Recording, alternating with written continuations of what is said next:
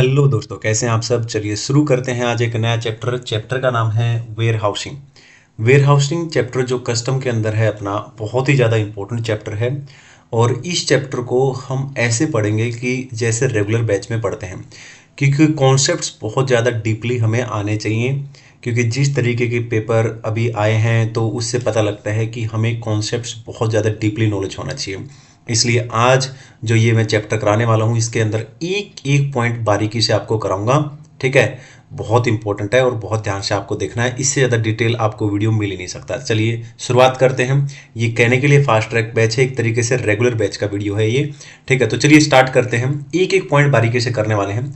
सबसे पहले तो एक एग्जाम्पल लेते हैं कि मान लो मैं एक बिजनेसमैन हूँ, ठीक है ना, और मैं एक इम्पोर्टर हूँ। ठीक है, तो मैंने कुछ माल इंपोर्ट किया है किसी दूसरी कंट्री से, यूएस से मान लो मैंने कुछ इंपोर्ट किया है।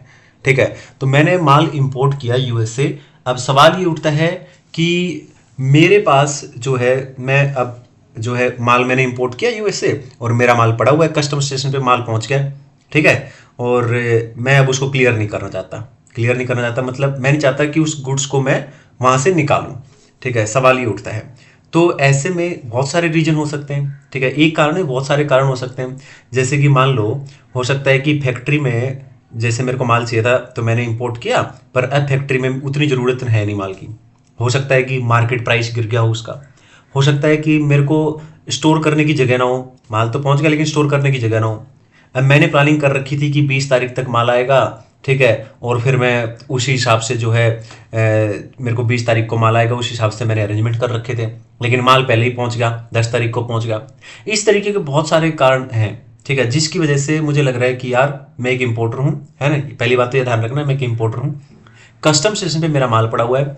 बहुत सारे कारणों की वजह से अब वो माल मुझे नहीं चाहिए, मुझे वहां से क्लियर नहीं करना है। तो सवाल उठता है कि वो कस्टम स्टेशन पे पड़ा है तो क्या करूं मैं उसका। अब मुझे तो वो घर पे लेके नहीं आना है, मुझे तो उसको क्लियर करना नहीं है वहां से।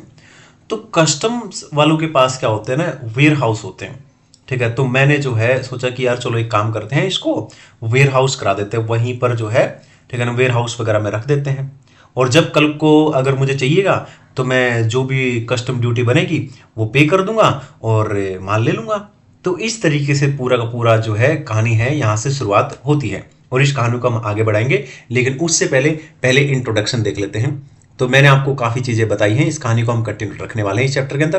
पहला पॉइंट है जिसका नाम है इंट्रोडक्शन। इंट्रोडक्शन के अंदर बेसिक्स बातें जो मैंने छोटी छोटी बातें आपको बताई हैं वही यहाँ पर दे रखी हैं। वेन इम्पोर्टर यानी कि मैं does not want to clear imported goods, मैंने जो गुड्स इंपोर्ट किया है मैं उसको क्लियर नहीं करना चाहता। माल कहां पे पड़ा हुआ है, कस्टम स्टेशन पर। कारण क्या हो सकते हैं, बहुत सारे कारण हो सकते हैं। जैसे कि जो मार्केट प्राइस गिर गया है माल का, या मेरे पास स्टोरेज फैसिलिटी नहीं है। ठीक है ना, और या फिर जब मेरे को माल चाहिए था उससे पहले ही माल आ गया है। ठीक है ना, या फिर फैक्ट्री में अभी उतनी रिक्वायरमेंट है नहीं जो माल मैंने मंगाया है उसकी। अब यहां पर आगे चलते हैं। कस्टम्स के अंदर कस्टम एक्ट 1962 होता है। ठीक है ना, इसके अंदर क्या है, कुछ स्पेशल प्रोविजन दे रखे हैं वेयर हाउसिंग के रिलेटेड, कि अगर कोई भी व्यक्ति गुड्स इंपोर्ट करता है और उसको वेयर हाउस करता है तो उससे रिलेटेड कस्टम्स एक्ट 1962 के अंदर कुछ प्रोविजन है जो हम आगे जाके देखेंगे। तो चलते हैं आगे की तरफ और देख लेते हैं कि इंट्रोडक्शन में क्या क्या बातें हैं। अब यहां पे लिख रखा है duty is paid at the time of clearance from warehouse. मतलब मान लो मैंने अभी जो है क्लियर नहीं किया गुड्स और वहां पर वेयर हाउस में रख दिया कस्टम्स वालों के पास। ठीक है, अब कल को क्लियर तो करूंगा ही मैं उसको। अब कल को मान लो मैंने मान लिया तो उस टाइम पे मुझे क्या देनी पड़ेगी, ड्यूटी देनी पड़ेगी, कस्टम ड्यूटी देनी पड़ेगी। यहां पर अगले पैराग्राफ के अंदर ये बता रखा है कि कौन कौन से ऐसे सेक्शंस हैं, ठीक है ना, जो वेयर हाउसिंग के प्रोविजन डील करते हैं। तो सेक्शन 57 से लेके 73A तक सारे के सारे सेक्शंस जो कस्टम एक्ट 1962 के अंदर दे रखे हैं, ये वेयर हाउसिंग के सेक्शन से सारे के सारे वेयर हाउसिंग प्रोविजंस हैं जो कि हम एक एक करके आगे पढ़ने वाले हैं। आई होप पहला पॉइंट एकदम डिटेल में होगा। हर एक नोट्स बहुत ही ज्यादा डिटेल में बना रखा है मैंने। ठीक है ना, कॉन्सेप्ट बिल्कुल इग्नोरेंस नहीं की है मैंने। ठीक है, क्योंकि जिस तरीके के कॉन्सेप्ट चेक किए जा रहे हैं तो एक एक डिटेल में हमें नॉलेज होना चाहिए। ठीक है ना, एक होता है कि कुछ चीजें इंपॉर्टेंट है जो बार बार रिपीट होती है एग्जाम में, वो एक अलग बात है। लेकिन ऑन द अदर हैंड हमें नॉलेज भी होना चाहिए कि कल को कोई नया पॉइंट आता है तो हम उसको डील कर सकें। तो ये नोट्स मैंने डायरेक्टली स्टडी मैट से खुद एक एक वर्ड पढ़ के अच्छे से आपके लिए लेके आया हूं। पीडीएफ लेने के लिए आप टेलीग्राम चैलेंज ज्वाइन कर लेंगे और वीडियो को बहुत ही अच्छे तरीके से देखना है। जिन लोगों ने बिल्कुल भी क्लास नहीं ली है वो इसको एज ए रेगुलर क्लास समझ के बहुत अच्छे से देखेंगे। आपको बस करना क्या है, ये नोट्स के अलावा कुछ नोट्स पढ़ने की जरूरत नहीं पड़ेगी, इतने डिटेल में नोट्स दे रहा हूं मैं आपको, ठीक है। और दूसरी चीज, मैं साथ में स्टडी मैट के क्वेश्चंस भी करा दूंगा आपको, प्रैक्टिकल क्वेश्चन, थ्योरेटिकल क्वेश्चन, किस तरीके के क्वेश्चन होते हैं, उससे आपको क्वेश्चंस की भी हैबिट हो जाएगी। लेकिन बस आपको खुद से एक काम करना है, किसी भी टीचर का आप कंपाइलर परचेज कर लेंगे, ठीक है ना, उस कंपाइलर के अंदर प्रीवियस ईयर के जितने भी क्वेश्चन है वो क्वेश्चन तो बनाने ही है, वो क्वेश्चन तो बनाने ही है, वो तो कंपलसरी है। इसके बाद वो क्वेश्चन आपको ऐसा लगेंगे कि जैसे बच्चों की बात है, कुछ भी नहीं है, ठीक है।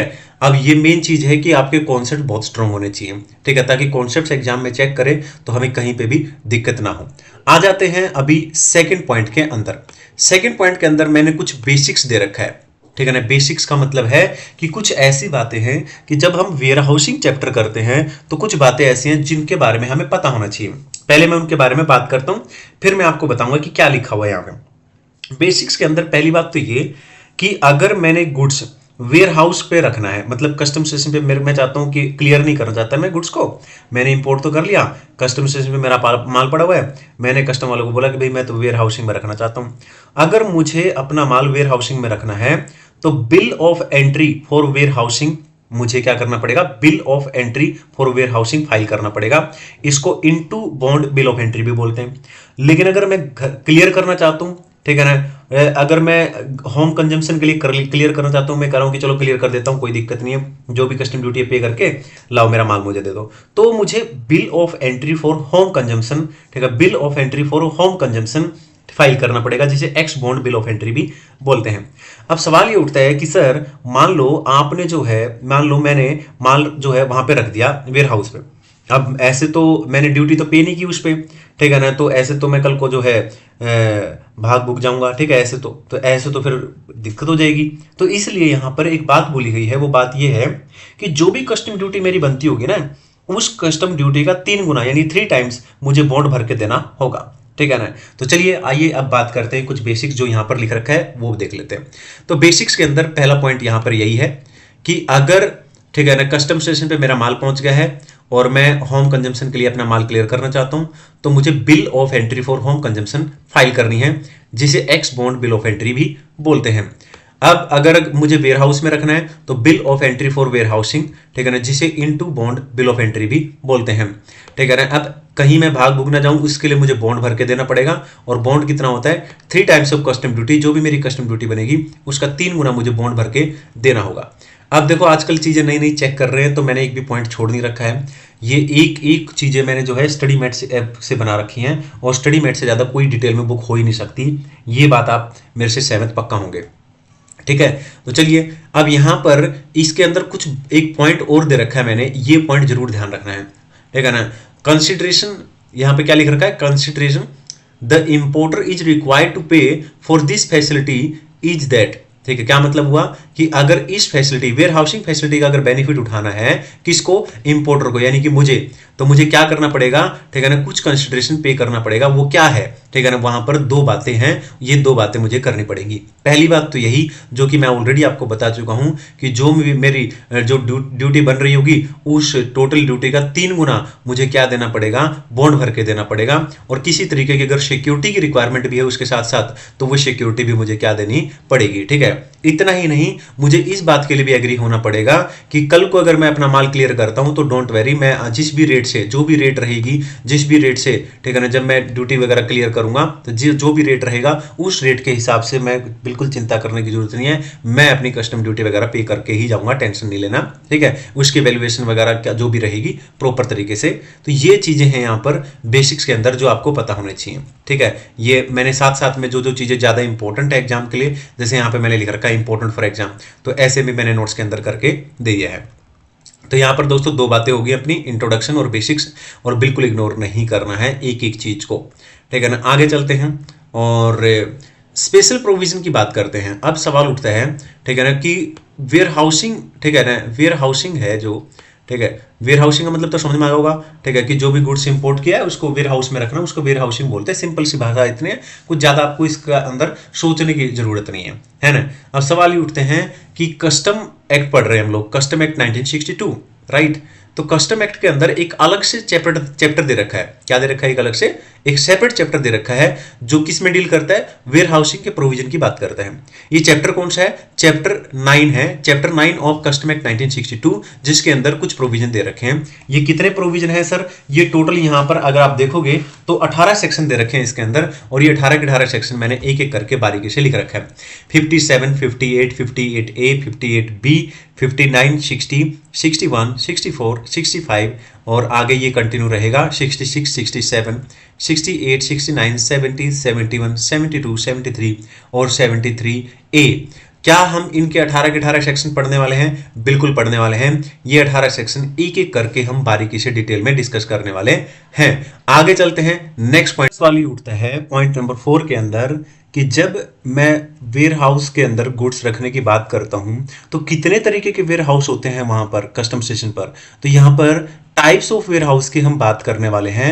Types of warehouse section 57, 58 और 58A के अंदर बात की गई है। तो सबसे पहले हम देखेंगे कि वेयर हाउस कितने तरीके के होते हैं। तो 3 तरीके के वेयर हाउस यहां पर बताए गए हैं।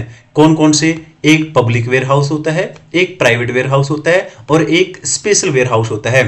तो इसके अलावा एक और सवाल उठता है दिमाग में कि बार बार हम वेयर हाउस की बात करते हैं, तो वेयर हाउस आखिर क्या होता है? वेयर हाउस का मतलब क्या है? तो वेयर हाउस का मतलब बता रखा है यहाँ पे।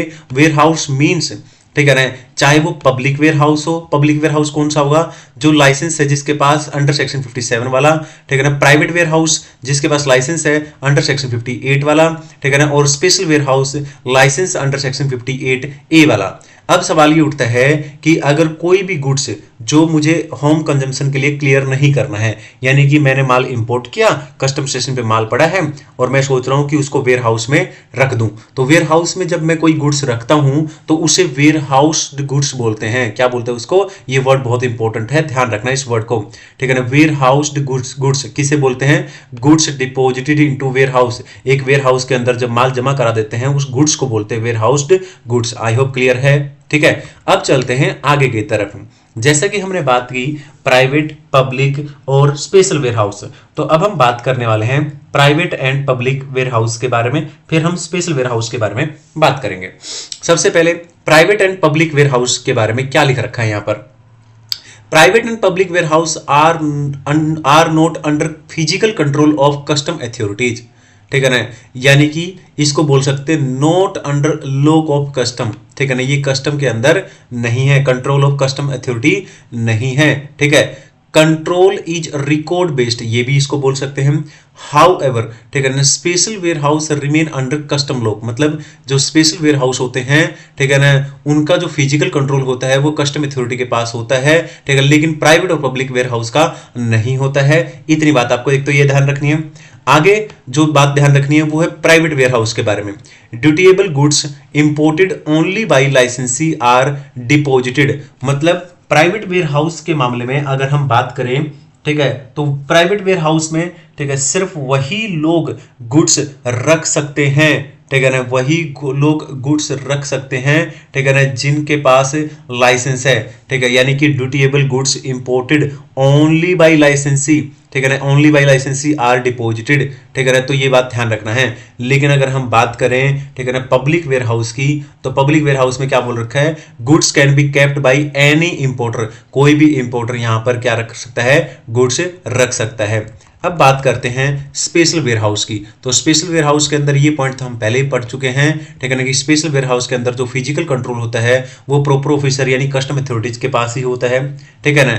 No person will enter warehouse or remove any goods transfer without permission of proper officer. इसका मतलब ये हुआ कि कोई भी व्यक्ति एंटर नहीं कर सकता वेयर हाउस के अंदर, स्पेशल वेयर हाउस के अंदर, ना ही कोई माल वहां से निकाल सकते हैं, रिमूव कर सकते हैं, अनटिल अनलेस प्रॉपर ऑफिसर की परमिशन ना ले ले। Only dutiable notified by CBIC में be deposited in special warehouse, यानी यहां पर सिर्फ वही गुड्स, ठीक है ना, जो नोटिफाई किया गया है सीबीआईसी के द्वारा, उसको ही स्पेशल वेयर हाउस के अंदर डिपोजिट कराया जा सकता है। आई होप क्लियर है।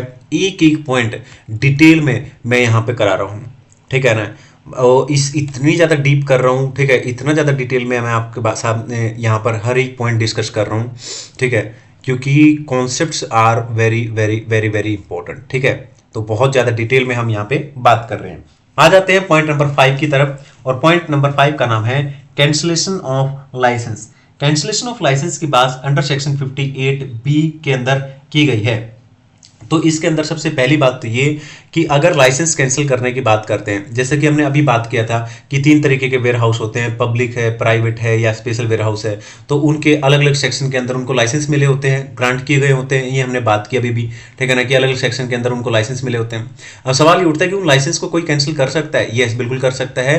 प्रिंसिपल कमिश्नर और कमिश्नर के पास, ठीक है ना, अधिकार होता है, वो कैंसिल कर सकता है, ठीक है। तो इसके अलावा आगे जो बात बताई गई है वो ये है कि ये कब कर सकता है ऐसा, मतलब ऐसा क्या होगा कि भाई प्रिंसिपल कमिश्नर और कमिश्नर जो है लाइसेंस कैंसिल करने के लिए मजबूर हो गए होंगे, ठीक है ना। इफ लाइसेंसी यानी जिस भी के पास लाइसेंसी है, ठीक है ना, वेयर हाउस के पास, अगर उसने कॉन्ट्रावेंशन कर दिया है क्या any of the provision of the custom law or breach of any conditions of licence, मतलब लाइसेंस देने के लिए कुछ कंडीशंस होंगी, तो अगर वो लाइसेंस की कंडीशंस उन्होंने ब्रीच कर दी हैं, ठीक है ना, या कस्टम लॉ का कॉन्ट्रावेंशन कर दिया है, तो क्या है, प्रिंसिपल कमिश्नर और कमिश्नर यहाँ पर लाइसेंस को कैंसिल कर सकते हैं। लेकिन लाइसेंस कैंसिल करने से पहले उनको क्या दिया जाएगा, एक रीजनेबल अपॉर्चुनिटी जरूर दी जाएगी लाइसेंसी को, ये बात आपको ध्यान रखना है। आगे चलते हैं और यहाँ पर एक और पॉइंट दे रखा है, वो ये है during the pendency of an inquiry under this section operation of warehouse may be suspend, ठीक है ना। तो मतलब हो सकता है ना कि कोई इंक्वायरी चल रही हो, ठीक है ना, तो ड्यूरिंग द इंक्वायरी क्या हो सकता है, ठीक है ना, कि जो भी काम चल रहा होगा वेयर हाउस के अंदर उसको सस्पेंड कर देंगे, रोक सकते हैं। और ड्यूरिंग दैट सस्पेंशन पीरियड, ठीक है ना, कोई भी गुड्स क्या है वेयर हाउस के अंदर जमा नहीं करा सकते, ठीक है। क्या मतलब लिख रखा है ये, ठीक है, during the suspension period no goods shall be deposited into such warehouse, ठीक है ना, वेयर लाइसेंस इज कैंसिल। अब सवाल ये उठता है कि मान लो किसी वेयर हाउस का लाइसेंस कैंसिल हो गया, द गुड्स वेयर हाउस्ड, ठीक है ना, shall be remove from such warehouse to another warehouse, मतलब अब उस वेयर हाउस की कोई वैल्यू नहीं रही है, वहां से हटा के गुड्स दूसरे वेयर हाउस के अंदर लेके जाना पड़ेगा, ठीक है ना, या फिर आपको क्या करना पड़ेगा, अपना गुड्स अपना ले जाओ, होम कंजम्पशन के लिए क्लियर कर लो, या फिर उसको एक्सपोर्ट कर दो, मर्जी आपकी है, लेकिन आप अब उस वेयर हाउस के अंदर गुड्स नहीं रख सकते हैं। अगला पॉइंट जो कि एक अच्छा पॉइंट है, आइए देखते हैं, ठीक है ना। यहां पर कहते हैं कि goods shall be removed within 7 days, यानी कि जो भी गुड्स है, ठीक है ना, मान लो किसी वेयर हाउस का लाइसेंस कैंसिल हो गया है, तो अब गुड्स आपको रिमूव करना है, तो रिमूव कितने दिन के अंदर करना है, 7 दिन का टाइम मिलेगा आपको, ठीक है ना, from the date which order of such cancel is served, ठीक है ना, on licensee or within such extended period as be proper officer may allow, ठीक है। तो ये बात ध्यान रखना आपको कि 7 दिन का टाइम मिलेगा, 7 दिन के अंदर अंदर, ठीक है ना, जब से ऑर्डर पास हुआ है कैंसिलेशन का, ठीक है, तो 7 दिन के अंदर आपको क्या करना पड़ेगा, गुड्स उस वेयर हाउस से हटाना पड़ेगा। अब सवाल उठता है कि नेक्स्ट पॉइंट कौन से करने वाले हैं सर।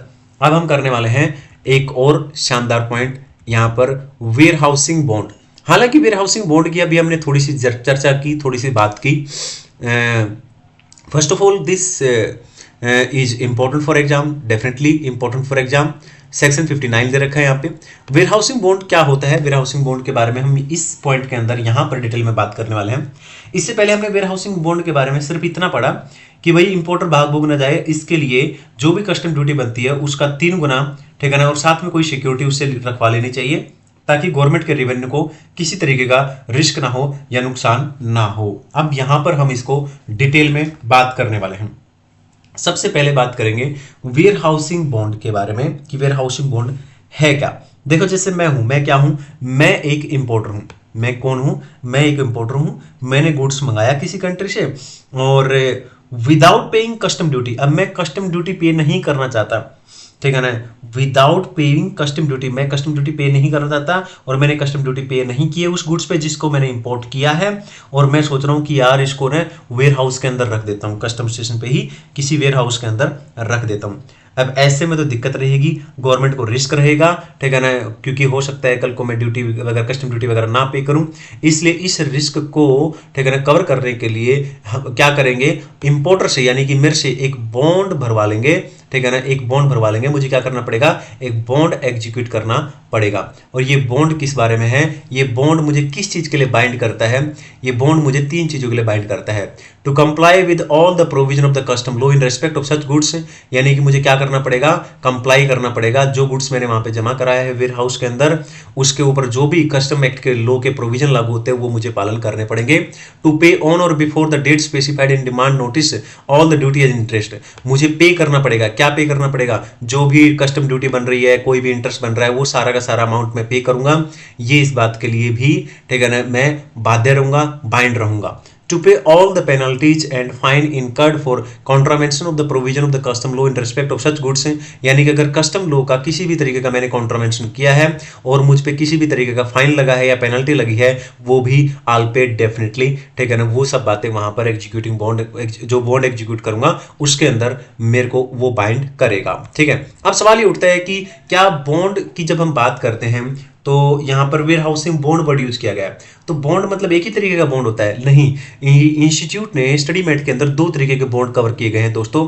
एक को कंसाइनमेंट बॉन्ड बोला गया है और एक को जनरल बॉन्ड बोला गया है। थोड़ा सा नॉलेज लेते हैं फिर आगे बढ़ते हैं।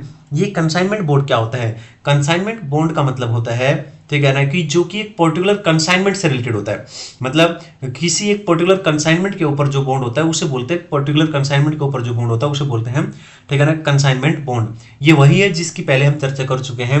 कस्टम ड्यूटी का 3 गुना, ठीक है ना, मुझे एग्जीक्यूट करना पड़ता है ये बॉन्ड, और किसी तरीके की अगर सिक्योरिटी की रिक्वायरमेंट है तो वो सिक्योरिटी भी मुझे जमा करानी पड़ती है। लेकिन जनरल बॉन्ड क्या होता है? जनरल बॉन्ड होता है जो अदर देन कंसाइनमेंट बॉन्ड है, ठीक है ना। तो जनरल बॉन्ड क्या करता है, ठीक है ना, which cover duty on goods to be imported, ठीक है ना, by the person during the specified period. इसको थोड़ा सा और अगर स्पेशल नॉर्मली भाषा में बात करूं तो जनरल बॉन्ड का मतलब होता है कि जो असिस्टेंट कमिश्नर होते हैं दोस्तों और जो डेप्यूटी कमिश्नर होते हैं कस्टम्स के अंदर, ठीक है ना, वो परमिट कर सकते हैं किसी भी इंपोर्टर को, ठीक है ना, कि वो जनरल बॉन्ड भर सकते हैं, ठीक है ना, और वो उसको अप्रूव कर देंगे जो भी अमाउंट वगैरह रहेगा, बस उसे ही जनरल बॉन्ड बोलते हैं। यानी कंसाइनमेंट बॉन्ड मतलब जो कंसाइनमेंट बेस्ड होता है, ठीक है ना, और जनरल बॉन्ड मतलब जिसको असिस्टेंट कमिश्नर और डेप्यूटी कमिश्नर, ठीक है ना, परमिट करते हैं इंपोर्टर को कि भाई कोई बात नहीं, तुम ये वाला बॉन्ड भी भर सकते हो। ठीक है, तो आइए इसको डिटेल में डिस्कस करते हैं। अगले पेज पे दे रखा है। तो सबसे पहले हम बात करते हैं कंसाइनमेंट बॉन्ड की। तो कंसाइनमेंट बॉन्ड का मतलब जैसे कि मैंने बताया, एक ऐसा बॉन्ड जो किसी पर्टिकुलर कंसाइनमेंट से रिलेटेड होता है, पहली बात। दूसरी बात, ये वही है जो हम पहले पढ़ चुके हैं, ठीक है ना, जो भी कस्टम ड्यूटी बनेगी उसका 3 गुना मुझे यहां पर बॉन्ड भर के देना पड़ेगा। अगर किसी तरीके की सिक्योरिटी की रिक्वायरमेंट है तो वो सिक्योरिटी भी मुझे यहां पर देनी पड़ेगी। एक कंसाइनमेंट बॉन्ड के अलावा एक और बॉन्ड होता है जिसे बोलते हैं जनरल बॉन्ड। जनरल बॉन्ड क्या होता है दोस्तों, मैंने पहले ही बता दिया आपको। असिस्टेंट कमिश्नर या डेप्यूटी कमिश्नर जो होते हैं वो कस्टम्स के, ठीक है, वो परमिट कर सकते हैं किसी भी इंपोर्टर को to execute a general bond of such amount as he may approve, ठीक है ना। बोलो क्लियर है? याद होना चाहिए कि अमाउंट जो है, अमाउंट कौन सा रहेगा इस बॉन्ड का, अमाउंट वहां पर ऊपर लिख रखा है थ्राइस, यानी कि 3 गुना कस्टम ड्यूटी, लेकिन नीचे लिखा हुआ है the amount which is approved, ठीक है ना। तो ये बात आपको ध्यान रखनी है, इसके अलावा इसमें कुछ खास ऐसी बात ध्यान रखने की नहीं है। यहाँ पे हालांकि एक छोटा सा पॉइंट दे रखा है, the above bond will continue to be valid even if goods are transfer to another warehouse. ये ध्यान रखना कि अगर गुड्स एक वेयर हाउस से दूसरे वेयर हाउस में ट्रांसफर करते हैं तो भी ये बॉन्ड कंटिन्यू रहेंगे, वैलिड रहेंगे, ठीक है, इनवैलिड नहीं हो जाएंगे। आगे की तरफ चलते हैं। अब बात करते हैं नेक्स्ट प्रोविजन के अंदर, नेक्स्ट पॉइंट के अंदर, पॉइंट नंबर 7, ठीक है, permission for removal of goods for deposit in warehouse, section 60। तो सेक्शन 60 क्या कहता है? सेक्शन 60 कहता है कि जैसे ही इंपोर्टर बॉन्ड एग्जीक्यूट कर देगा, यानी बॉन्ड भर देगा, साथ में जो सिक्योरिटी की रिक्वायरमेंट होगी सिक्योरिटी फर्निश कर देगा, दे देगा, उसके बाद प्रॉपर ऑफिसर क्या करेगा, ऑर्डर पास करेगा, ठीक है ना, और परमिट करेगा ऑर्डर के द्वारा कि भाई अब आप अपना क्या है जो गुड्स है वो वेयर हाउस के अंदर जमा करा सकते हैं। तो ये बात इसके अंदर लिख रखी है। वंस इंपोर्टर क्या करेगा, ठीक है ना, बॉन्ड एंड सिक्योरिटी भर देगा, फर्निश कर देगा, तो प्रॉपर ऑफिसर क्या करेगा, ऑर्डर पास करेगा और परमिट कर देगा ऑर्डर पास करके, क्या कि भाई जो भी गुड्स है आप अब अपना गुड्स आप क्या कर सकते हो, वेयर हाउस में रख सकते हो, डिपॉजिट कर सकते हो। नेक्स्ट पॉइंट आता है दोस्तों, ठीक है ना, इंपॉर्टेंट फॉर एग्जाम, ठीक है, तो ध्यान से देखना है। इसके अंदर बता रखा है, पीरियड की बात की गई है। पीरियड का मतलब है यहाँ पे period for which goods may be remain in warehouse. Section 61 ये कहता है कि मान लो ठीक है। सेक्शन 61 बात करता है कि मान लो आपने गुड्स जो है, कोई भी इंपोर्टर है, जैसे मैं हूं, मैंने गुड्स मंगाया किसी दूसरी कंट्री से और उसको मैंने वेयर हाउस में रख दिया, तो सवाल ये उठता है कि कब तक रख सकता हूं मैं। तो यहाँ पे मोटा मोटा अगर मैं नॉर्मली आपको बताऊं तो 1 साल तक का टाइम पीरियड होता है, ये आपको ध्यान रखना, 1 ईयर, ठीक है ना, 1 साल का टाइम होता है, ठीक है ना, 1 साल के तक मैं अपना क्या है वेयर हाउस के अंदर गुड्स रख सकता हूं। सवाल ये उठता है कि क्या इसका कोई एक्सटेंशन पीरियड है, क्या मतलब इस टाइम को बढ़ाया जा सकता है? बिल्कुल बढ़ाया जा सकता है। प्रिंसिपल कमिश्नर और कमिश्नर के पास पावर होती है, ठीक है ना, by not more than 1 year at a time, ये वर्ड याद रखना, by not more than 1 year at a time, एक टाइम पर 1 साल से ज्यादा के लिए एक्सटेंड वो नहीं कर सकते हैं टाइम, ठीक है ना। तो यहाँ पे ये वर्डिंग जरूर ध्यान रखना है, ठीक है। अब सवाल ये उठता है कि मान लो कोई गुड्स है, ठीक है, और वो मैंने वेयर हाउस में रख दिया कि चलो भाई मैं ड्यूटी पे नहीं कर पा रहा है या किसी और रीजन से मेरे पास घर पे फैक्ट्री में स्टोर करने की जगह नहीं थी या जो भी रीजन रहा हो, मैंने गुड्स को कस्टम स्टेशन पे जो है वेयर हाउस में रख दिया। तो जो वेयर हाउस्ड गुड्स है, यानी कि जो goods deposited into warehouse है, क्या उसके ऊपर किसी तरीके का कोई इंटरेस्ट भी चार्ज होता है क्या? बिल्कुल चार्ज होता है, ठीक है ना। नॉर्मली अगर मैं बात करूं, ठीक है ना, इंटरेस्ट चार्ज होगा, कब से होगा? डेट ऑफ ऑर्डर, ये वर्डिंग ध्यान रखना, डेट ऑफ ऑर्डर से लेके, ठीक है ना, कि भाई क्लियर करने की बात करते हैं ना कि चलो क्लियर हो जाएगा, ठीक है, तो डेट ऑफ ऑर्डर जब पास किया गया है उसके 90 डेज तक तो कोई इंटरेस्ट चार्ज नहीं किया जाएगा, लेकिन जैसे ही 90 डेज क्रॉस हो जाएंगे और जब तक आप उस गुड्स को क्लियर करते हैं वहां तक के पीरियड के लिए 15% पर एनम, 15% पर एनम के हिसाब से क्या है इंटरेस्ट चार्ज किया जाएगा। चलिए मैंने मेन प्रोविजन की बात कर ली इसके अंदर, अब हम इसको एक एक वर्ड इसका देखेंगे ध्यान से। तो जैसा कि मैंने बताया है, ठीक है ना, कि वेयर हाउस के अंदर 1 साल तक माल रख सकते हैं। तो सबसे पहला पॉइंट तो ये आता है वेयर हाउसिंग पीरियड क्या होता है? वेयर हाउसिंग पीरियड का मतलब होता है, ठीक है ना, कि जो इंपोर्टेड गुड्स है वो जितने समय के लिए वेयर हाउस के अंदर रखा गया है विदाउट पेमेंट ऑफ ड्यूटी, मतलब ड्यूटी पे नहीं की उसके ऊपर, और इंपोर्ट किया मैंने गुड्स और वेयर हाउस के अंदर रख दिया, तो जितने टाइम तक उसको रखा है उसको बोलते हैं वेयर हाउसिंग पीरियड। तो period for which imported goods may be kept, ठीक है ना, imported goods may be kept in warehouse without payment of duty is called warehousing period. अब इसके अंदर 2 बातें दे रखी हैं जो कि आपको अच्छे से पढ़नी है। पहला पॉइंट तो ये है, warehouses where manufacture and other operations are permitted under section 56, मतलब ऐसे वेयर हाउस जहां पर मैन्युफैक्चर या कोई अदर ऑपरेशंस हम कैरिड आउट कर सकते हैं, ठीक है ना, आर परमिटेड, वो परमिटेड अंडर सेक्शन 65, तो वहां पर क्या पीरियड रहेगा उसकी बात करते हैं। Warehousing period for warehouses, ठीक है ना, where the manufacture and other operations are permitted under section 65 in case of, अगर कैपिटल गुड्स है वो, ठीक है ना, तो टिल देयर एक्स बॉन्डिंग, ठीक है ना, टिल देयर एक्स बॉन्डिंग, ठीक है ना, और for goods other than capital goods है तो टिल देयर एक्स बॉन्डिंग या कंजम्पशन, ठीक है ना, ये वर्डिंग याद रखनी है आपको बस, इसके अलावा कुछ नहीं, लेकिन मेनली ये चीज आपके लिए खास है। अदर केसेस के अलावा अगर कोई और केसेस है, मतलब यानी कि ये प्रोविजन नहीं है, warehouses where manufacture and other operations are permitted under section 65, इसके अलावा अगर कोई भी केस है तो उस केस के अंदर वेयर हाउसिंग पीरियड कितना रहने वाला है? 1 साल का रहने वाला है, ये आपको मैंने बता दिया। आगे सवाल उठता है कि सर क्या हम, ठीक है ना, जो वेयर हाउस के अंदर 1 साल तक माल रख सकते हैं, क्या उस पीरियड को एक्सटेंड कर सकते हैं? तो मैंने आपको बताया था, ठीक है ना, प्रिंसिपल कमिश्नर और कमिश्नर के पास पावर होती है, ठीक है ना, लेकिन by not more than 1 year at a time वो पीरियड नहीं एक्सटेंड कर सकते। सवाल ये उठता है कि जो गुड्स मैंने वेयर हाउस में जमा करा दिया है, वेरी इंपॉर्टेंट फॉर एग्जाम, ठीक है ना, तो क्या जो वेयर हाउस गुड्स है, यानी कि जो goods deposited into warehouse है, जो मैंने गुड्स जमा कराया वेयर हाउस के अंदर मेरा माल पड़ा है, क्या उस पर किसी तरीके का कोई इंटरेस्ट चार्ज होएगा क्या? ठीक है ना, यहाँ पर ये बात की गई है, क्या किसी तरीके का कोई इंटरेस्ट चार्ज होएगा क्या? ठीक है, तो वेयर हाउसेस, तो यहाँ पे 2 जैसे हमने पीछे पढ़े थे केस, तो दोनों के अंदर देखेंगे, है ना, अलग अलग, यानी कि वैसे वेयर हाउस जहां पर मैन्युफैक्चर या other operation permitted under section 65 उसके ऊपर कोई इंटरेस्ट चार्ज नहीं होगा, ये जरूर ध्यान रखना है।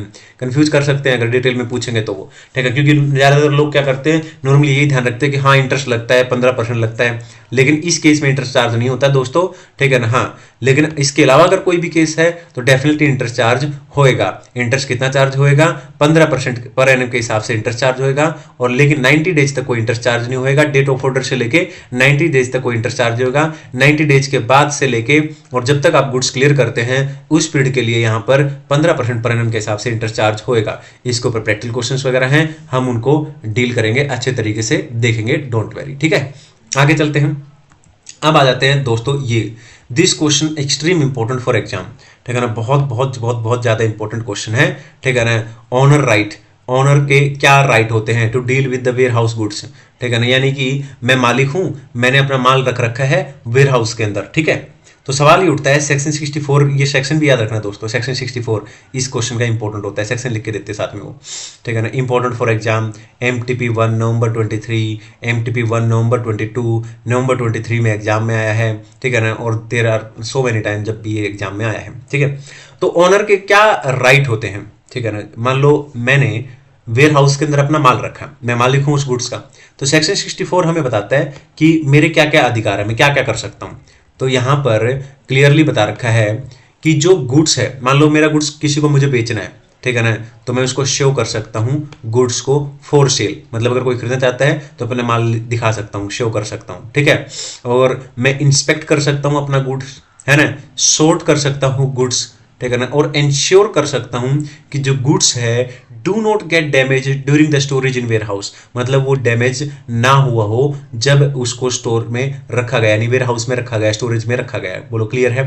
तो ये 4 पॉइंट आपको एज इट इज याद होने चाहिए। ठीक है ना, लेकिन ज्यादा अच्छा होगा इस 4 के साथ साथ ये मैटर भी याद हो तो। ठीक है ना, क्योंकि भाई स्टडी मेट का है, एज इट इज चिपकाना पड़ता है। ठीक है ना, आप तो समझ सकते हो। तो यहाँ पर क्या है, इसके अंदर 2-3 बातें और हैं जो आपको पता होनी चाहिए, ये तीनों बातें। ठीक है, तो ये पॉइंट तो मस्ट हैं जो नीचे वाले हैं। ठीक है, तो लेकिन ये 3 बातें भी लिख दोगे तो कहते हैं ना 4 चांद लग जाएंगे। वो 4 चांद में से यहाँ पे तो लेकिन 3 ही है सर, 4 चांद ऐसे है, 1 2 3 और 4, ये 4 चांद हो गए ना इस तरीके से।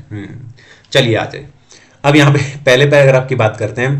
When imported goods are warehoused, ठीक है ना, temporary position and custody of goods are passed on to a warehouse keeper. Warehouse keeper कौन होता है, जो वेयर हाउस के अंदर हमारे माल की देखभाल करता है। वेयर हाउस के लिए जहां पर हमने माल रखा है जिस बंदे के पास, उसको वेयर हाउस कीपर बोलते हैं, एक तरीके से रख लो। जिसके कब्जे में भी टेम्परेरी तौर पर हमने जिसको अपना माल दे दिया है, ये लगा लो, उसको बोलते हैं। हाउ एवर रिमेनिंग, ठीक है, tutorial rights of the goods vest with the owner, मतलब बाकी के जो राइट्स है ना उसके पास थोड़े टाइम के लिए रखा है, बाकी के राइट्स किसके हैं, मालिक के पास ही रहने वाले हैं, मेरे पास ही रहने वाले हैं। The owner has every access to the goods, ठीक है, यहाँ पे क्लियरली लिख भी रखा है कि हर तरीके का एक्सेस मेरे को अलाउड है। और इसमें मेनली जो दोस्त है ये आपको एज इट इज लिखना है। ठीक है ना, सारा का सारा याद हो तो मस्त है एकदम, फिर तो कोई एक आधा नंबर भी नहीं काट सकता। ठीक है ना, लेकिन प्रायोरिटी में पहले ये तो आपको लिखना ही लिखना है, लेकिन ये भी याद हो तो क्या बात है। ठीक है, चलिए, वेरी इंपॉर्टेंट क्वेश्चन था। अब हम आगे बात करते हैं पॉइंट नंबर 10 की, सेक्शन 65 और सेक्शन 66 की। तो चलिए सेक्शन 65 और 66, चलिए अब स्टार्ट करते हैं हम लोग पॉइंट नंबर 10। ठीक है, यहां पर हम बात करेंगे सेक्शन 65 और सेक्शन 66 की। इसके अंदर लिख रखा है manufacture and other operations in relation to goods in a warehouse. इसका क्या मतलब है, आप पहले इसको समझें, उसके बाद हम इसको करने वाले हैं। इसमें यह बता रखा है कि जिस बंदे ने गुड्स रखा है, जैसे मैं हूं, तो मैंने किसी देश से माल इंपोर्ट किया, ठीक है ना, तो उसको मैंने वेयर हाउस में रख दिया, यानी कि वेयर हाउस गुड्स हो गया वो। तो जो वेयर हाउस में जो मेरा माल रखा है, गुड्स रखा है, उसका मालिक तो मैं हूं। ठीक है, तो अब सवाल ये उठता है कि जो वेयर हाउस के अंदर जो गुड्स रखा है, क्या मैं उस पर किसी तरीके की मैन्युफैक्चरिंग या अदर ऑपरेशन उसके ऊपर कर सकता हूं? बिल्कुल कर सकता हूं। सेक्शन 65 कहता है यू मे कैरी, यानी कि ऑनर मे कैरी। ठीक है ना, तो कर सकते हैं, कोई दिक्कत नहीं है, लेकिन उसके लिए परमिशन लगेगा। किसकी परमिशन लगेगी? प्रिंसिपल कमिश्नर या कमिश्नर जो होता है उसकी परमिशन मुझे लेनी पड़ेगी। अब जैसे ही मैं वहां पर मैन्युफैक्चर कर देता हूं कोई भी गुड्स, ठीक है, तो मुझे क्या करना पड़ेगा, या तो मुझे वो, ठीक है, एक्सपोर्ट करना पड़ेगा आउट ऑफ इंडिया, और या फिर उसको मुझे होम कंजम्पशन के लिए क्लियर करना पड़ेगा। अब एक और बात कि अगर वो गुड्स मैं डोमेस्टिक कंजम्पशन के लिए क्लियर करता हूं तो यहां पर उसको सप्लाई माना गया है और उस पर जीएसटी लो लगेगा और उस पर टैक्स लगेगा। ठीक है जी, क्लियर है। इसके अलावा यह भी हो सकता है कि जो गुड्स मैंने वहां पे मैन्युफैक्चर किया है वेयर हाउस के अंदर, हो सकता है कि वहां से कुछ वेस्ट या स्क्रैप निकले, तो उस वेस्ट और स्क्रैप का भी ट्रीटमेंट यहां पे बताया गया है। क्लियर है, तो उस वेस्ट या स्क्रैप का ट्रीटमेंट इस बात पे डिपेंड करेगा, ठीक है, कि जो भी प्रोडक्ट है, ठीक है, जो हमने मैन्युफैक्चर किया है उसको हम एक्सपोर्ट कर रहे हैं आउट ऑफ इंडिया या कंजम्पशन, होम कंजम्पशन के लिए क्लियर कर रहे हैं। आई होप क्लियर है। तो अब हम पढ़ते हैं यहाँ पर और ये आपको पूरे अच्छे से समझ में आ जाएगा। तो यहाँ पर क्या लिख रखा है, ये कहता है कि जो ओनर है, ठीक है ना, जिसने अपना गुड्स वेयर हाउस के अंदर रखा है, ठीक है, तो वो मे कैरी, वो कर सकता है, कैरी कर सकता है, क्या कर सकता है, एनी मैन्युफैक्चरिंग, ठीक है ना, और अदर ऑपरेशन। बोलो क्लियर है, ठीक है, यही बोल रखा है। लेकिन उसके लिए क्या लगेगा, परमिशन लगेगा। परमिशन किसकी लगेगी, प्रिंसिपल कमिश्नर या कमिश्नर की प्रिंसिपल कमिश्नर या कमिश्नर की परमिशन मुझे लेनी पड़ेगी। आगे कहता है कि मैन्युफैक्चर करने के बाद जो गुड्स वहां पर वेयर हाउस गुड्स, ठीक है ना, क्या वहां पे मैंने जो मैन्युफैक्चर किया है, आफ्टर मैन्युफैक्चर वो जो गुड्स बनाया गया है उसको या तो एक्सपोर्ट कर दिया गया हो आउट ऑफ इंडिया या क्लियर फॉर कंजम्पशन हो सकता है, या होम कंजम्पशन के लिए उसको क्लियर कर लिया गया हो। आगे कहता है, ये कहता है कि अगर मान लो वो जो गुड्स है वो आपने क्लियर किया है डोमेस्टिक कंजम्पशन के लिए, तो उसको सप्लाई माना जाएगा, क्वालिफाई सप्लाई माना जाएगा, और उस पर जीएसटी लगेगा, और जीएसटी के हिसाब से इस पर जो भी टैक्स रहेगा वो टैक्स देना पड़ेगा। अब यहां पर एक छोटी सी बात और लिख रखी है, this paragraph is important. At present, अभी की अगर हम बात करें, at present manufacture and other operations in bonded warehouse are allowed only in private, ठीक है ना, private bonded warehouse, not in public bonded warehouse. ठीक है, इसका क्या मतलब हुआ, यानी कि जो मैन्युफैक्चर या अदर ऑपरेशंस की यहाँ पे बात चल रही है वो प्राइवेट वेयर हाउस के अंदर, स्पेशल वेयर हाउस के अंदर अलाउड है, लेकिन पब्लिक वेयर हाउस के अंदर अलाउड नहीं है। बस ये बात ध्यान रखना आपको कि पब्लिक बॉन्डेड वेयर हाउस के अंदर इसको अलाउड नहीं किया गया है। लेकिन अगर किसी तरीके का मैन्युफैक्चर करते टाइम, ठीक है ना, किसी तरीके का वेस्ट या स्क्रैप निकलता है तो उस स्क्रैप या वेस्टेज का हमें क्या करना है, क्या उस पर इंपोर्ट ड्यूटी लगेगी या नहीं लगेगी। आंसर इसका सिंपल है, ये इस बात पे डिपेंड करेगा कि जो फिनिश प्रोडक्ट है, जो मैन्युफैक्चर किया गया है, क्या वो एक्सपोर्ट किया गया है आउट ऑफ इंडिया या होम कंजम्पशन के लिए उसको क्लियर किया गया है। आई होप आपको क्लियर है, ठीक है। अब आगे चलते हैं और नेक्स्ट पॉइंट हम पढ़ते हैं। अब हम पढ़ेंगे नेक्स्ट सेक्शन, और नेक्स्ट सेक्शन पढ़ने से पहले यहाँ पर आप ये पैराग्राफ थोड़ा सा पढ़ लेना जरूर से जरूर, ए और बी, ठीक है ना। मैंने एक भी पॉइंट यहाँ पर छोड़ा नहीं है, नोट्स के अंदर 100% कवरेज दी है, ठीक है ना, वो आपको अभी इजीली आपको समझ में आ जाएगा। अब बात करते हैं पॉइंट नंबर 11 के अंदर। पॉइंट नंबर 11 के अंदर सेक्शन 67, सेक्शन 68 और सेक्शन 69 की बात की गई है। Removal of goods from warehouse, इसका क्या मतलब है, इसका मतलब ये है कि गुड्स वेयर हाउस के अंदर जो मैंने गुड्स रखा है वो कब कब रिमूव हो सकता है। तो देखिए, अगर एक वेयर हाउस से दूसरे वेयर हाउस में मुझे ट्रांसफर करना है गुड्स तो उसको रिमूव कर सकते हैं, ठीक है ना। या फिर वो जो गुड्स वेयर हाउस के अंदर रखा गया है अब मैं उसको होम कंजम्पशन के लिए क्लियर करना चाहता हूं तो उसको रिमूव कर सकते हैं। या फिर मैं उस गुड्स को एक्सपोर्ट करना चाहता हूं, मैं कौन हूं, इंपोर्टर, याद रखना, मैं उसको एक्सपोर्ट करना चाहता हूं तो उसको, उस गुड्स को वहां से रिमूव कर सकते हैं, ठीक है। तो ये बातें अब हमें यहाँ पे पढ़नी है।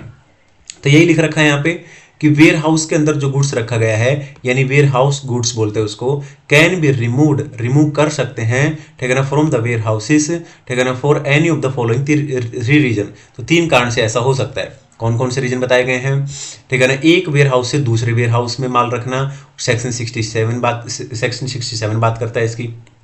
या फिर क्लियरेंस फॉर होम कंजम्पशन, यानी गुड्स में क्लियर कर रहा हूं होम कंजम्पशन के लिए, सेक्शन 68 बात करता है इसकी। या फिर एक्सपोर्ट कर रहे हैं गुड्स का, क्लियरेंस फॉर एक्सपोर्ट, ठीक है, सेक्शन 69 बात करता है इसकी। बात करते हैं एक एक सेक्शन की। सबसे पहले बात करते हैं सेक्शन 67। सेक्शन 67 क्या कहता है, ठीक है ना, कि गुड्स को वेयर हाउस के अंदर से कब रिमूव कर सकते हैं, जब एक वेयर हाउस से दूसरे वेयर हाउस के अंदर हम गुड्स ट्रांसफर कर सकते हैं, ठीक है ना। यानी कि removal of warehouse goods from one warehouse to another warehouse. लेकिन यहाँ पर कुछ कंडीशंस हैं, सब्जेक्ट टू सच कंडीशंस जो प्रेस्क्राइब की गई हैं। लेकिन ये एमसीक्यू में बन सकती है पॉइंट कि परमिशन जरूर लगेगी यहाँ पे, प्रॉपर ऑफिसर की परमिशन यहाँ पे रिक्वायर्ड है, ठीक है ना। तो याद रखना कि प्रॉपर परमिशन यहाँ पे लगने वाली है, ठीक है। सेक्शन 68 क्या कहता है, उसके लिए चलते हैं अपन अगले पेज पे।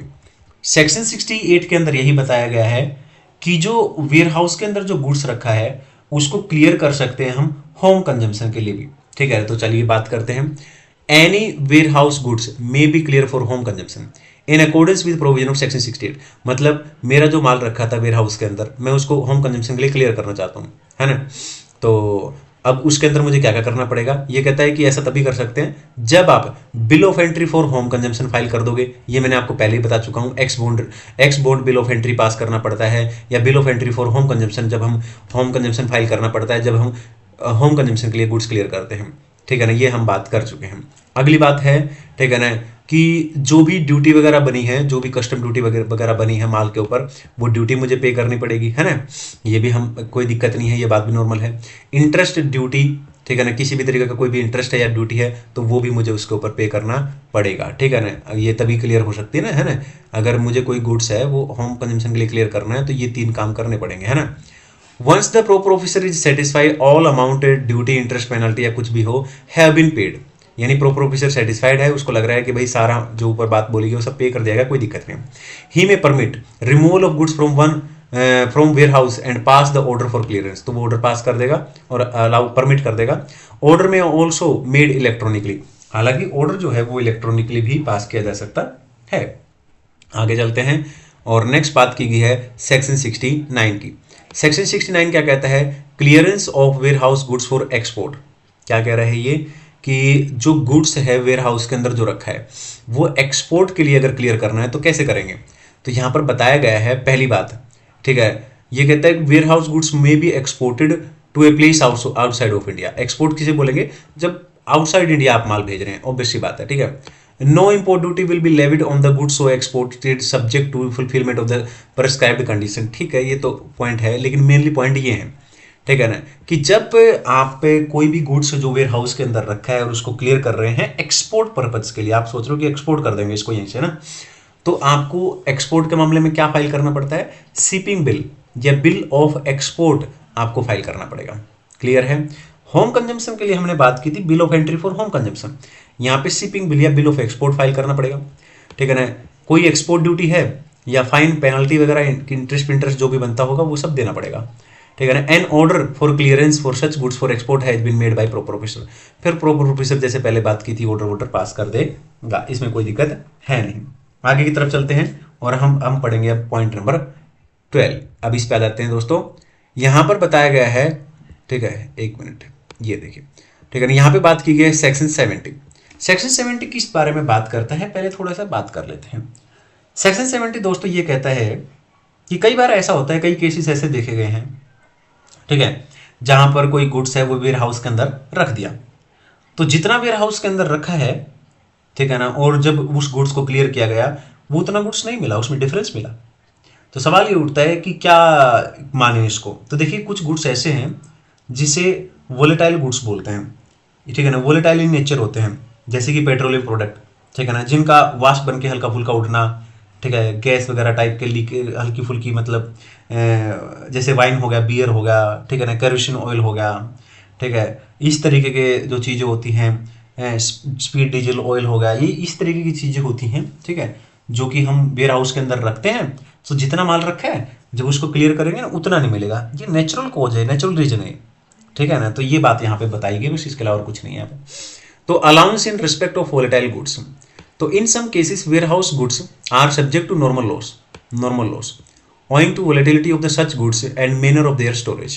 जैसे कि पेट्रोलियम प्रोडक्ट के अंदर, ठीक है ना, यहाँ बहुत सारे एग्जांपल दे रखे हैं। सिमिलरली वाइन या बियर, ठीक है ना, ये क्या है, ये सारे के सारे वोलेटाइल इन नेचर हैं, ठीक है ना, यानी कि हल्के फुल्के बास बन के उठ सकते हैं ये, है ना।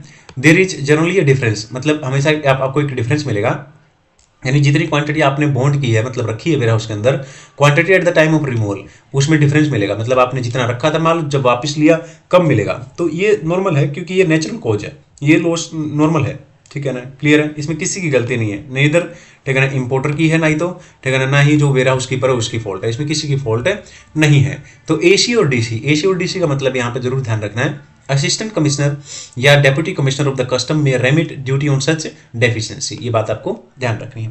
आगे चलते हैं और अब हम पढ़ेंगे पॉइंट नंबर 13। ठीक है, चैप्टर इतना डिटेल में करा दिया दोस्तों, बस मजा आने वाला आपको। चलिए स्टार्ट करते हैं पॉइंट नंबर 13 से। पॉइंट नंबर 13 का नाम क्या है? पॉइंट नंबर 13 का नाम है सेक्शन 71 और सेक्शन 72 की यहाँ पे बात की गई है। इसका नाम है improper removal of goods from warehouse. यानी कि गुड्स, जो मेरा गुड्स रखा गया है, मैं एक इंपोर्टर हूं, मैंने अपना गुड्स रख रखा है वेयर हाउस के अंदर। अब अगर मैं अपना गुड्स रिमूव करता हूं, वेयर हाउस से अपना गुड्स निकालता हूं, तो ऐसा कौन कौन से तरीके हैं कि मैं गुड्स रिमूव करूं तो वो इम्प्रॉपर तरीका माना जाएगा, यानी इम्प्रॉपर रिमूवल माना जाएगा गुड्स का। तो यहां पर सेक्शन 71 के अंदर कुछ बातें बोल रखी है, ठीक है, लेकिन 72 वेरी इंपॉर्टेंट, जो कि नेक्स्ट पेज पे मैं डिस्कस करने वाला हूं। सेक्शन 71 क्या कहता है, पहले इसकी बात कर लेते हैं। सेक्शन 71 प्रोहिबिटेड, मना करता है, ठीक है, क्या करता है? प्रोहिबिटेड, ठीक है, रिस्ट्रिक्ट करता है, मना करता है removal of warehouse goods out of warehouse except, ये कहता है कि आप किसी भी तरीके से, ठीक है ना, गुड्स को वेयर हाउस से रिमूव नहीं कर सकते, एक्सेप्ट सिर्फ इन तरीके से कर सकते हैं। ये कौन कौन से तरीके हैं? क्लियरेंस फॉर होम कंजम्पशन के लिए आप कर रहे हो तो ठीक है, वो प्रॉपर तरीका मान जाएगा। इसका मतलब एक्सपोर्ट कर रहे हो तो ठीक है, ठीक है ना। For removal to another warehouse में भेज रहे हो तो ठीक है, as otherwise provided by custom act, ठीक है ना, क्लियर है। लेकिन जो एग्जाम के लिए इंपॉर्टेंट है दोस्तों, वो ये है बहुत ज्यादा। इसका मतलब ये नहीं कि वो नहीं पता होना चाहिए, है ना। थोड़ा सा क्वेश्चन घुमाने पे क्या होता है ना, दिक्कत हो जाती है। तो हो सकता है कि वो ये पूछ लें कि भाई कौन कौन से तरीके से गुड्स को रिमूव कर सकते हैं, ठीक है ना। यहाँ पे इम्प्रॉपर वे से, यहाँ पर 72 क्या कहता है? सर्कमस्टांसिस की बात करता है, ठीक है ना, केसेस की बात करता है। Section 72 provide that any of the following circumstances या cases the goods shall be considered to have been removed improperly from the warehouse. यानी कि अगर ये तरीके से या इसमें से किसी भी केस से या कोई भी सर्कमस्टांसिस है, ठीक है, उससे आप गुड्स रिमूव कर रहे हो तो इम्प्रॉपर माना जाएगा। कौन कौन से हैं यहाँ पर देख लेते हैं, ये एज इट इज याद होने चाहिए दोस्तों, ठीक है। तो where any warehouse goods, यानी कि कोई भी ऐसा जो वेयर हाउस के अंदर जो गुड्स रखा है, are remove from warehouse से रिमूव किया गया in contravention of section 71, section 71 के अलावा कोई मेथड से किया गया, इसका मतलब ये हुआ कॉन्ट्रावेंशन, है ना।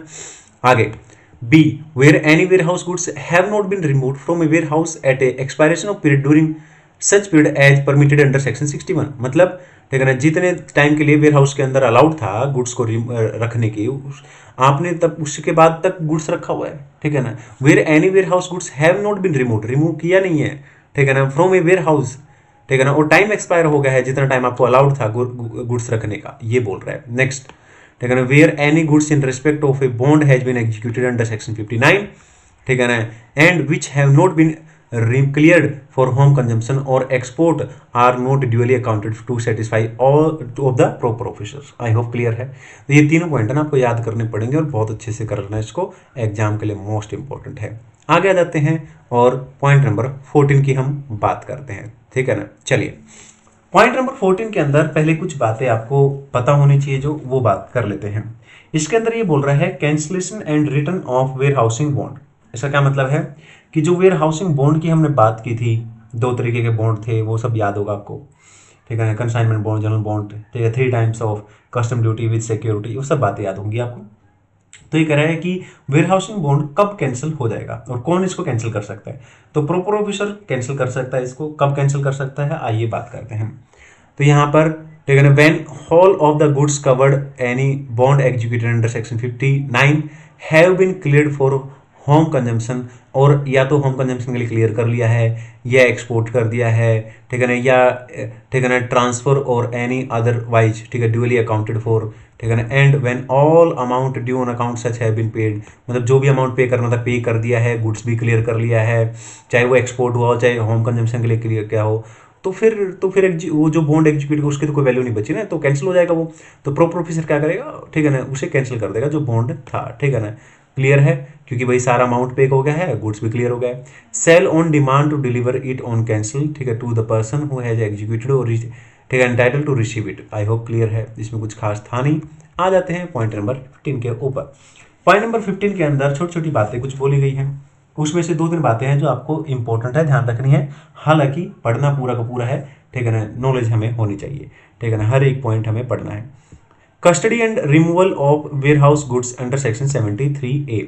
सेक्शन 73A ये बोलता है, कस्टडी की बात करता है, तो जो गुड्स हमने वेयर हाउस के अंदर रखा है वो वेयर हाउस कीपर के पास रखा रहता है, वो उसका इंचार्ज होता है, ये बात हमें पता है। तो डेफिनेटली भाई उसे कुछ जो है वेयर हाउस कीपर जो होता है उसे रिकॉर्ड भी रखने पड़ेंगे, बिल्कुल रखने पड़ेंगे। सवाल ये उठता है कि रिकॉर्ड कितने टाइम तक रखने हैं, 5 साल तक रिकॉर्ड रख सकते हैं। यही छोटी मोटी बातें यहाँ पे बोली गई हैं, ठीक है ना, कि जो वेयर हाउस कीपर है वो उसका इंचार्ज होगा, ठीक है, जो भी वेयर हाउस के अंदर गुड्स रखा है तो वो कंप्यूटराइज सिस्टमेटिक तरीके से वो क्या करेगा, ठीक है ना, वेयर हाउस कीपर क्या करेगा, मेंटेन करेगा, क्या रिकॉर्ड मेंटेन करेगा, कितने टाइम के लिए करेगा, 5 साल के लिए वो रिकॉर्ड मेंटेन करेगा। आगे छोटी मोटी बातें बोली गई है। As per section 73A makes warehouse keeper as custodian of warehouse goods. तो सेक्शन 73A कहता है कि वेयर हाउस कीपर कौन है, वेयर हाउस कीपर वो व्यक्ति है जिसकी कस्टडी में रखा है वेयर हाउस का माल। And prescribe the provision for custody and removal of warehouse goods, और ये प्रोविजन बताता है जिससे कि वो जो कस्टडी है for custody and removal of warehouse goods, मतलब उस गुड्स को रिमूवल और कस्टडी की बात यहाँ पे की गई है। All the warehouse goods will remain in custody of person who has been granted a license under section 57, 58। ये याद होगा आपको, ये प्राइवेट, पब्लिक और स्पेशल वेयर हाउस की बात की गई है। Until they are cleared for home consumption, ये कह रहा है कि ठीक है ना, जितना भी वेयर हाउस गुड्स है तब तक इन गुड्स इन वेयर हाउस के अंदर पड़ा रहेगा जब तक कि उसको होम कंजम्पशन के लिए क्लियर ना कर लिया हो, एक्सपोर्ट ना कर दिया हो। ये सब बातें हमने पहले भी पढ़ ली है दोस्तों। तो यहाँ पर अब एक एक सिंगल वर्ड, एक एक जिसे बोलते हैं ना, एक एक वर्ड मैंने यहाँ पर पढ़ा दिया आपको, ठीक है ना। और आप अगर बात करेंगे इसके बाद तो यहाँ पर अमेंडमेंट के नोट्स भी मैंने साथ में आपको दे दिए हैं यहाँ पर, ठीक है ना। अमेंडमेंट मेड फाइनेंस एक्ट 2023 के अंदर जो अमेंडमेंट आई है, ठीक है ना, वो अमेंडमेंट के नोट्स यहाँ पर साथ में मैंने दे दिए हैं, ठीक है। तो ये आप देख सकते हैं, ठीक है ना। एक सेक्शन है सेक्शन 65A, ठीक है ना, वो यहाँ पर दे रखा है, ठीक है। अब यहाँ पर सवाल उठता है कि सर इसके कुछ प्रैक्टिकल क्वेश्चन या कुछ क्वेश्चन अगर हो जाए तो हमें पता लग जाए कि कैसे कैसे क्वेश्चन आते हैं, तो उनकी एक बार बात हो जाए। तो चलिए बात करते हैं। पहला क्वेश्चन दे रखा है, interest free period of 90 days under the section 61 subsection 2 in respect of warehouse goods commence from date on which into bond bill of entry is presented. गलत लिख रखा है, वैलिडिटी पूछ रखा है इसने, इनवैलिड है डेट, ठीक है ना। 90 डेज वाला जो डेट है वो मैंने आपको बताया था from the date of order होता है, ठीक है ना। इसका आंसर की अगर हम बात करेंगे तो आ जाओ, इसका आंसर देख लो, इनवैलिड है, ठीक है ना। सेक्शन 61 क्या कहता है, ठीक है ना, सेक्शन 61 कहता है from the date of order, ठीक है ना। कहाँ से, डेट ऑफ ऑर्डर से, ठीक है ना। और डेट ऑफ ऑर्डर से लेके 90 डेज के अंदर क्लियर हो जाने, 90 डेज तक कोई इंटरेस्ट नहीं होता, 90 डेज के बाद इंटरेस्ट होगा टिल उस जो गुड्स आप क्लियर कर रहे हो, ठीक है ना, वहाँ तक कितने रेट से, 15% पर एनम से। ये सब हमने बातें कर ली है दोस्तों। आगे जाते हैं और सेकंड क्वेश्चन पढ़ लेते हैं एक बार, ठीक है ना। सेकंड क्वेश्चन, ठीक है ना, if manufacturing operation are carried on warehouse goods, ये हमने पढ़ा था, याद हो तो, ठीक है ना। अगर मैन्युफैक्चरिंग ऑपरेशन कैरी करते हैं warehouse goods and finish goods clear for home consumption, ठीक है ना, तो ये हमने बात की थी, ठीक है ना। Then appropriate duty of custom duty should be levied on the quantity of warehouse goods, ठीक है, कंटेंट इतने, validity of the shed statement under section, तो import duty shall be charge, बिल्कुल, ठीक है ना, वैलिड है। Import duty shall be charge होएगा बिल्कुल, किस पे, on the quantity of warehouse goods contained in waste and refuse, waste और स्क्रैप वाली बात मैंने की थी, waste and refuse arising out of such, ठीक है ना, manufacturing process, definitely import duty shall be charged, ठीक है ना। नेक्स्ट क्वेश्चन नंबर 3 की बात करते हैं, ठीक है ना। ये कहता है enumerate the circumstances under which the considered, ठीक है ना, which goods are considered to have been removed improperly under section 72, हमने बात की थी, ये सारे मैंने आपको कराया था, ठीक है ना। ये सब बातें मैं एक एक वर्ड करा चुका हूँ, इसलिए कोई क्वेश्चन हो ही नहीं सकता बाहर से।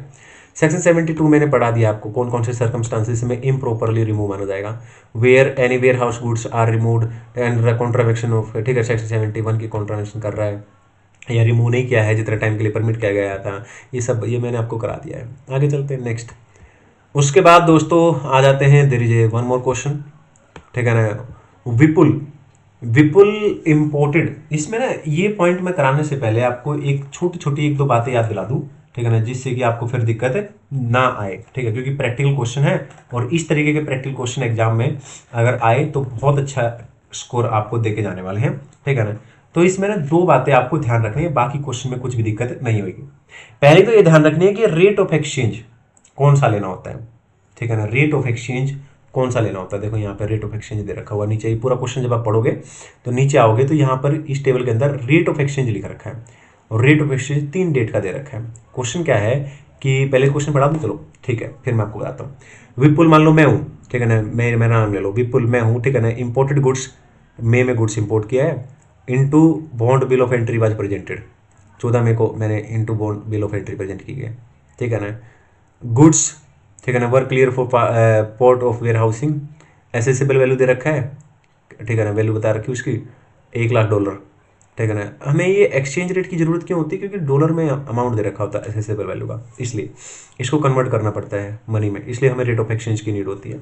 सवाल ये उठता है कि रेट ऑफ एक्सचेंज किस डेट का लेना है, तो याद रखना rate of exchange date on which into bond bill of entry is presented for warehousing, into bond bill of entry is presented, तो यहाँ पे लिख रखा है into bond bill of entry is presented, किस डेट को, 14 मई को, तो 14 मई देख लो यहाँ पे कहाँ है, ये रहा, और यहाँ पे रेट ऑफ एक्सचेंज दे रखा होगा, ये रहा, ठीक है ना, ये रेट ऑफ एक्सचेंज आपको लेना है। तो चलिए पहले वैल्यू निकाल लेते हैं, ठीक है ना, बाकी चीजें बाद में करेंगे। तो यहाँ पर 1,00,000 एसेसिबल वैल्यू है डॉलर, और रेट क्या है, इस पे मल्टीप्लाई कर दो, ठीक है ना, रुपीज में कन्वर्ट करने के लिए, तो ये निकल गया, इसमें कोई दिक्कत थी नहीं। पहली बात तो ये पता होनी चाहिए। दूसरा, रेट ऑफ ड्यूटी जब निकालेंगे ना, देखो रेट ऑफ ड्यूटी दे रखा है नीचे, बेसिक कस्टम ड्यूटी, तो 3 डेट का रेट दे रखा है, तो हमें कौन सा लेना है, सवाल ये उठता है। Rate of duty last day on which goods should have been removed, वो लास्ट डे लेना है जब हमें गुड्स रिमूव कर देना चाहिए, यानी जितना टाइम हमें मिला है उसके बाद जब हमारा टाइम एक्सपायर हो जाता है। अगर इस क्वेश्चन को आगे पढ़ेंगे, the order permitting for deposit 4 month का टाइम हमें मिला था, और ऑर्डर कब पास हुआ है, 21 मई को, तो 21 मई से लेके अगर 4 महीने देखेंगे तो 21 सितंबर को खत्म हो जाएंगे, तो लास्ट डे क्या होगा, ठीक है ना, last day on which good should have been removed 21 सितंबर, तो 21 सितंबर को बेसिक कस्टम ड्यूटी कितना है, 10%। आई होप क्लियर है। तो हम लोग क्या करेंगे, 1 लाख इंटू जो एक्सचेंज रेट के हिसाब से निकाला था वैल्यू, वो बेसिक कस्टम ड्यूटी 10% आ गया है हमारा, कैसे आया वो आप आई होप क्लियर है, ठीक है ना। तो 10% निकाल दो इसके ऊपर, इसका 10% ये आ गया, और SWS तो हमेशा कंपलसरी आपको ऐड करना ही करना है, तो ऐड कर दो, इसके ऊपर 10% निकाल दो, ठीक है ना, ये होगा, और तीनों का, ठीक है ना, यहाँ पर अगर आप देखोगे आप, ठीक है ना, इस ये अमाउंट होगा, ये दोनों आपकी कस्टम ड्यूटी होगी, है ना, तो ये दोनों का टोटल करोगे तो ये आ गया आपकी टोटल कस्टम ड्यूटी 7,17,200। अब इसमें ना इंटरेस्ट भी मांग रखा क्वेश्चन में, कि ये देखो यहाँ पे लिख रखा है कि ड्यूटी निकालो, ड्यूटी हमने निकाल दी, इंटरेस्ट निकालो, इंटरेस्ट भी निकाल लेते हैं। तो इंटरेस्ट का रेट मैंने आपको बताया था 15%, और इंटरेस्ट कहाँ से लेना है, from the date of order. Date of order क्या है दोस्तों, 21 मई, ठीक है ना, यही है ना, ऑर्डर का डेट है 21 मई। अब 21 मई से 90 डेज एक्सपायर होने के बाद, ठीक है ना, अगर 21 मई में 90 डेज एक्सपायर होने के बाद, मेरे पास तो कुछ है नहीं, ठीक है ना, तो आप एक बार ज़रा देखो 90 डेज में से, ठीक है ना, मई के दिन माइनस कर दो, मेरे पास वो नहीं है, क्या बोलते हैं उसको, कैलसी वेल्सी नहीं है दोस्तों आसपास, ठीक है। तो 90 डेज का टाइम अलाउड होता है हमें, 90 डेज तक कोई इंटरेस्ट नहीं होता है from the date of order. तो डेट ऑफ ऑर्डर क्या है, 21 मई, ठीक है ना, 21 मई में 90 डेज देख लो, ठीक है ना, तो 90 डेज अगर करोगे तो मई के कितने दिन हो गए, मई के दिन हो गए, बाकी के जो बच गए, ठीक है ना, 10 दिन, तो बच गए कितने, 80 दिन।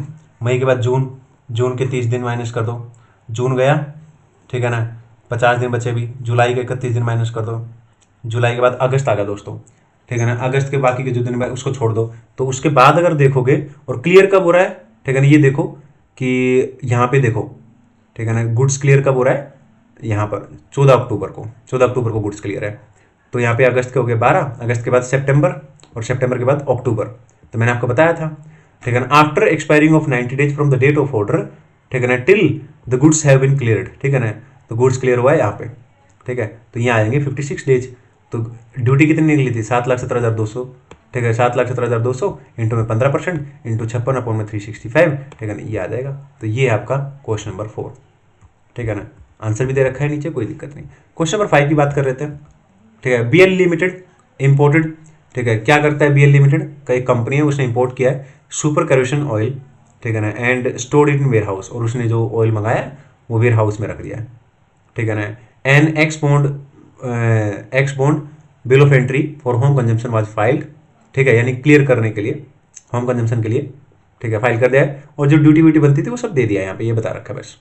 आगे कहता है on the account of highly, ठीक है ना, इंपोर्टर जो भी है उसने क्या है एप्लीकेशन वगैरह लगाई है, ठीक है ना, तो ठीक है।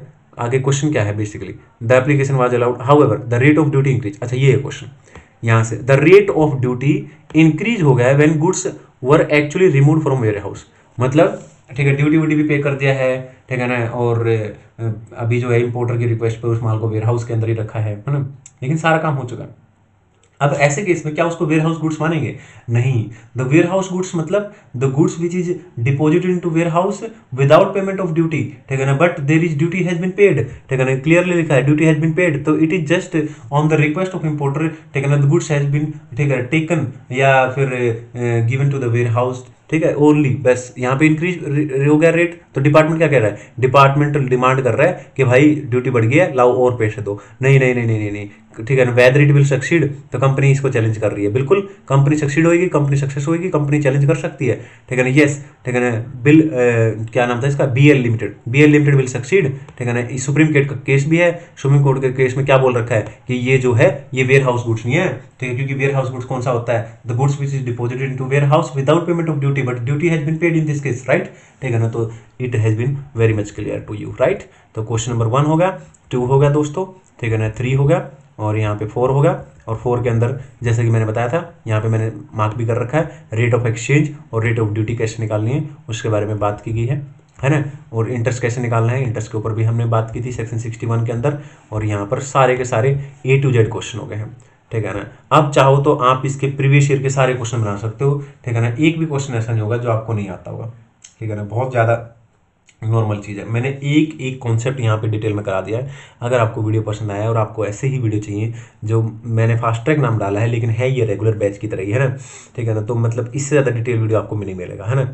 तो आप वीडियो को लाइक करें और चैनल को सब्सक्राइब करें, और मुझे ज़रूर बताएं कमेंट बॉक्स में कि आपको वीडियो पसंद आया। तो ऐसे ही आपको डिटेल में वीडियो चाहिए, क्योंकि आजकल वीडियो कुछ कह नहीं सकते कि कहाँ से वो एकदम डिटेल में पॉइंट पकड़ेंगे हैं और आपसे पूछेंगे, तो इसलिए बहुत ज़रूरी है कि हमें कॉन्सेप्ट का नॉलेज बहुत स्ट्रॉन्ग तरीके से होना चाहिए। आज के लिए इतना ही, वीडियो को लाइक करेंगे, चैनल को सब्सक्राइब करेंगे, थैंक यू।